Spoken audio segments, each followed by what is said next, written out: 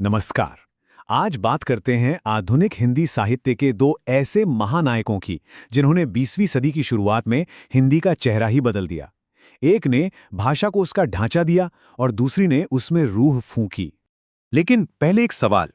सोचिए, एक आम बोलचाल की भाषा जो रोजमर्रा की जिंदगी में इस्तेमाल होती है, वो अचानक महाकाव्य की यानी एपिक पोएट्री की भाषा कैसे बन जाती है। उस दौर की सबसे बड़ी चुनौती कह सकते हैं यही थी, और इसी के जवाब में हमारे पहले नायक ने अपना ऐतिहासिक काम किया। तो ये हैं वो दो लोग जिनकी हम बात कर रहे हैं। एक तरफ हैं अयोध्या सिंह उपाध्याय हरिऔध। ये द्विवेदी युग से थे, मतलब वो दौर जब हिंदी भाषा को तराशा जा रहा था, उसके नियम कानून पक्के किए जा रहे थे। और दूसरी तरफ हैं महादेवी वर्मा, जो छायावाद युग से थीं। एक ऐसा दौर जब कविता दिल की गहराइयों से निकल रही थी, जहां व्यक्तिगत अनुभव सबसे ऊपर थे। तो इस सफर में हम क्या क्या देखने वाले हैं? पहले तो समझेंगे कि ये दोनों इतने जरूरी क्यों हैं। फिर हरिऔध जी के भाषा से जुड़े कमाल के काम को देखेंगे और महादेवी की भावनाओं की दुनिया में उतरेंगे। ये भी जानेंगे कि कैसे महादेवी ने उस दौर की स्त्री को एक नई आवाज दी। और आखिर में देखेंगे कि इन दोनों की विरासत आज हमारे लिए क्या मायने रखती है। तो चलिए थोड़ा समय में पीछे चलते हैं। ये हिंदी साहित्य के लिए एक बहुत बड़े बदलाव का दौर था। सदियों से कविता की रानी रही ब्रज भाषा, जो अपनी मिठास के लिए मशहूर थी, अब धीरे धीरे पीछे हट रही थी। और मैदान में कौन आ रही थी? खड़ी बोली, यानी दिल्ली मेरठ के आसपास की आम भाषा, जिसे एक नई, मॉडर्न और नेशनल पहचान दी जा रही थी। और इस बदलाव के सबसे बड़े हीरो थे हरिऔध। सोचिए, वो दौर था जब भारत एक देश के तौर पर अपनी पहचान बना रहा था, और ऐसे में एक स्टैंडर्ड भाषा की जरूरत तो थी ही। हरिऔध जी ने ये बीड़ा उठाया कि वो खड़ी बोली को सिर्फ कहानियों किस्सों तक नहीं रखेंगे, बल्कि उसे महाकाव्य की ऊंचाई तक लेकर जाएंगे। तो हरिऔध जी की कहानी शुरू होती है 1865 में आजमगढ़ से। उन्होंने भी अपने समय के हिसाब से शुरुआत तो ब्रजभाषा में कविता लिखकर ही की थी, लेकिन उनकी जिंदगी का सबसे बड़ा काम जो इतिहास में दर्ज हो गया, वो था प्रिय प्रवास, जिसे खड़ी बोली का पहला महाकाव्य माना जाता है। जरा इस भाषा पर गौर कीजिए। ये हरिऔध जी के शुरुआती दिनों का काम है। उनकी किताब रस कलश से ये ठेठ ब्रज भाषा है। उनकी साहित्यिक यात्रा यहां से शुरू हुई थी। और अब देखिए ये बदलाव। ये लाइन उनके महाकाव्य प्रिय प्रवास की है। भाषा देख रहे हैं? ये है तो खड़ी बोली, लेकिन संस्कृत के भारी भरकम शब्दों से लदी हुई। ऐसा इसलिए क्योंकि वो खड़ी बोली को एक वजन देना चाहते थे, उसे गंभीर बनाना चाहते थे, ताकि वो महाकाव्य के लायक बन सके। लेकिन हरिऔध जी का कमाल सिर्फ मुश्किल भाषा लिखना नहीं था। अब जरा ये देखिए, उनकी कविता एक तिनका से कितनी सीधी साधी आम बोलचाल की भाषा है, जैसे हम आप बात कर रहे हों।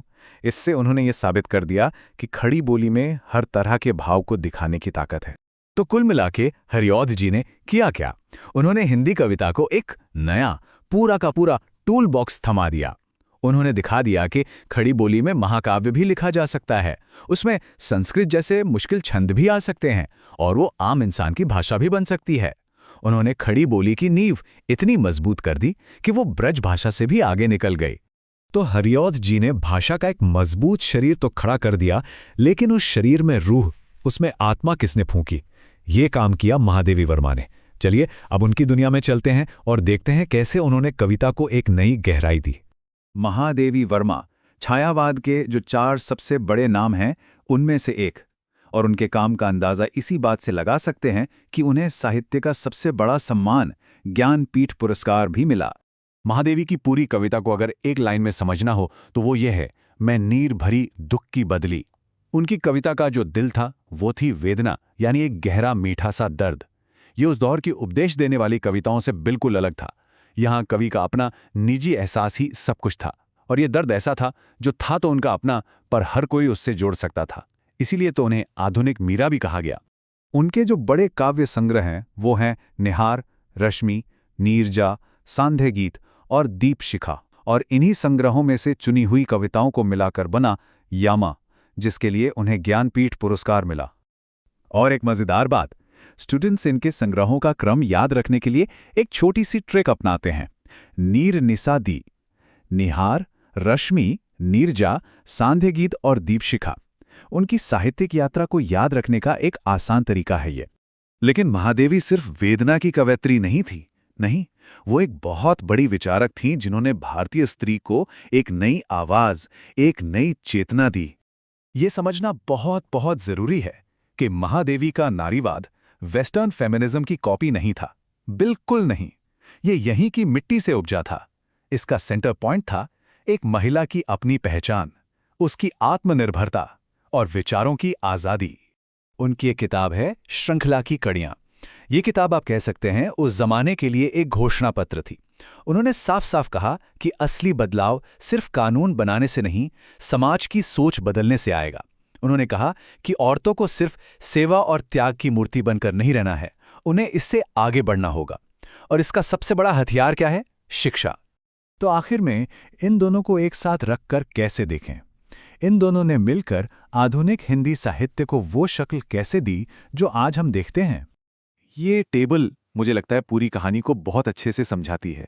देखिए, एक तरफ हरिओध द्विवेदी युग के, जिन्होंने भाषा में क्रांति की, कविता का पूरा ढांचा खड़ा कर दिया, और दूसरी तरफ महादेवी छायावाद की, जिन्होंने चेतना में क्रांति की और उस ढांचे में एक गहरी नई आत्मा भर दी। और महादेवी का ये एक वाक्य उनकी पूरी सोच का निचोड़ है। ये सिर्फ एक साहित्यिक विचार नहीं है, ये एक सामाजिक क्रांति का बुलावा है जो आज भी उतना ही सच है, उतना ही जरूरी है। तो हम आज की बात इसी सवाल पर खत्म करते हैं कि हरिऔध और महादेवी जैसे लोग जो कल के नायक थे, वो आज भी हमारी भाषा और हमारी पहचान की समझ को कैसे बदल रहे हैं, कैसे उसे नया आकार दे रहे हैं। ये सोचने वाली बात है।